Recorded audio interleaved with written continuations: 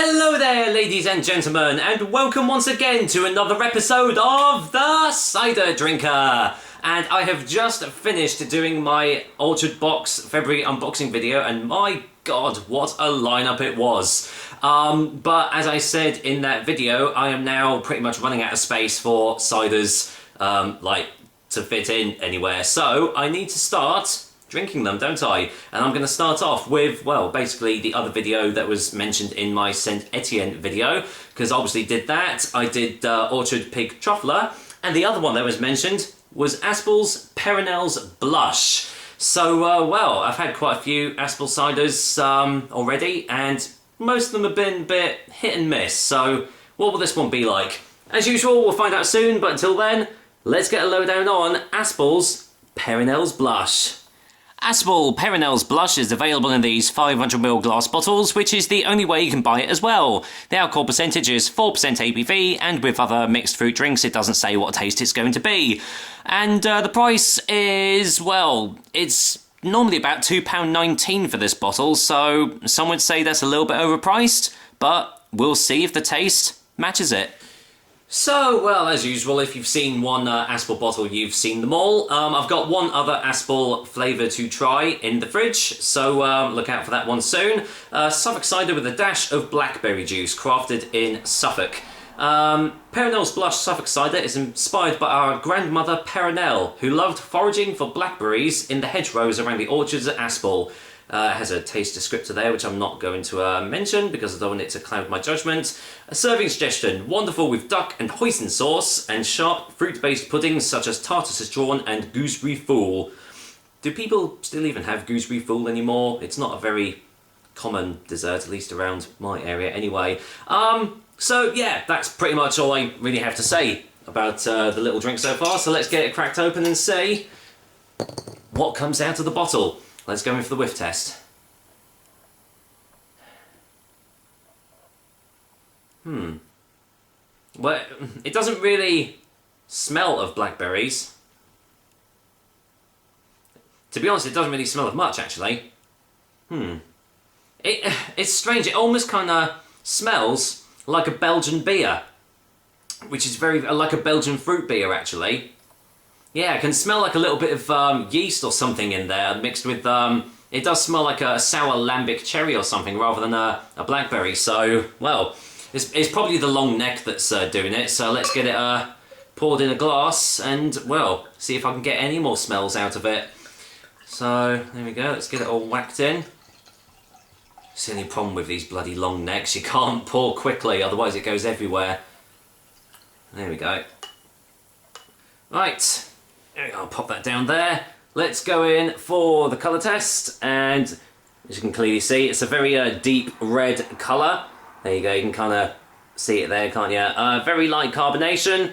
That'll probably go away quite quickly, but yeah, very nice looking red colour there. So, any more smells on the glass? Let's have a find. No, it still doesn't really smell of much. It's slight hint of the blackberries, but apart from that, not really anything amazing about it. So, well, it might be in the taste. Let's find out, shall we? Cheers, guys. Here's to Aspall's Peronelle's Blush. Cheers.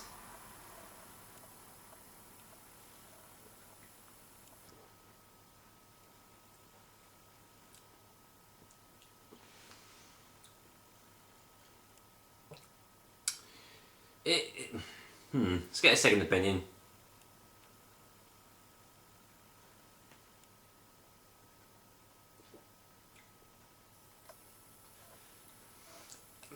It basically kind of tastes like a sharper version of Ribena. It's, yeah. There's not really much else to this cider. Yeah, it's basically, yeah, sharp Ribena. Because obviously, like, Ribena's like quite a sweet tasting, you know, soft drink. Add a little bit of sharpness to it, and this is essentially what Aspall Peronelle's Blush is. It's despite that, it is still like quite sweet in its taste, despite like the little bit of sharpness that you get in the initial taste. Let's get another one.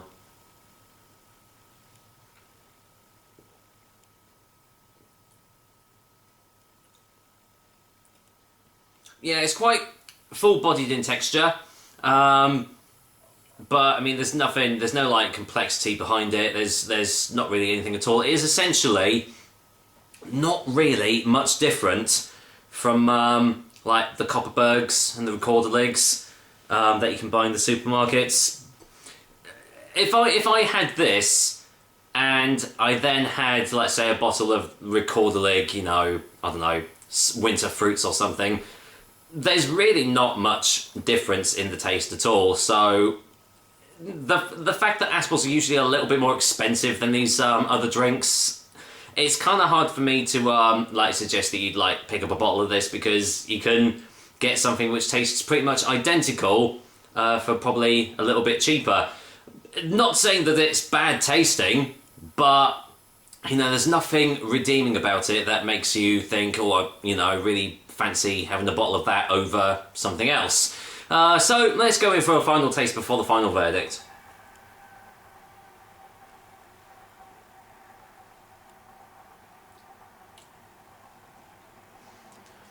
Yeah, I mean, I can see it being refreshing.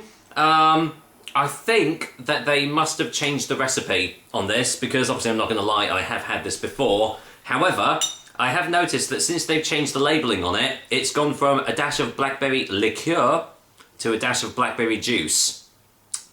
And I must say, it doesn't taste anywhere near as nice as it used to. When they did used the blackberry liqueur, it stood out a little bit from these other mixed fruit ciders out there.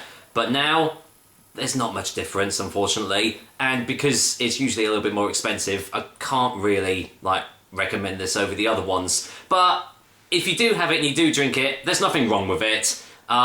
It still tastes quite nice. I can see it being quite refreshing in the summer months and everything, but it's just nothing overly outstanding. So for a final verdict, Aspall Peronelle's Blush is going to get a 5 out of 10. Yeah, that's pretty much it. So yeah, I don't know. The Aspall company seems to be very hit and miss with me. A couple of their drinks are really nice. Their vintage is really, really good. But most of the ones that I've had have just been okay. Just nothing outstanding about them at all. Maybe like a step up from, you know, the really like bog standard cheap drinks, but nothing like absolutely amazing. So all I'll say is I'm not stopping you going out getting a bottle of Peronelle's Blush. If you like it, that's great. But I wouldn't pay like £2.19 for this bottle or more, because I've seen it like near like over £3 in some places, which is just extortionate. But there you go. So there we are, another episode of the Cider Drinker for you guys. I hope you liked it, and as usual, I will be back with another delicious and tasty cider soon. Till then, I'm going to be finishing off this glass of Aspall Peronelle's Blush, and it's only 2 o'clock in the afternoon. Well, it's got to be 5 o'clock somewhere, hasn't it? Take care, guys. Until next time.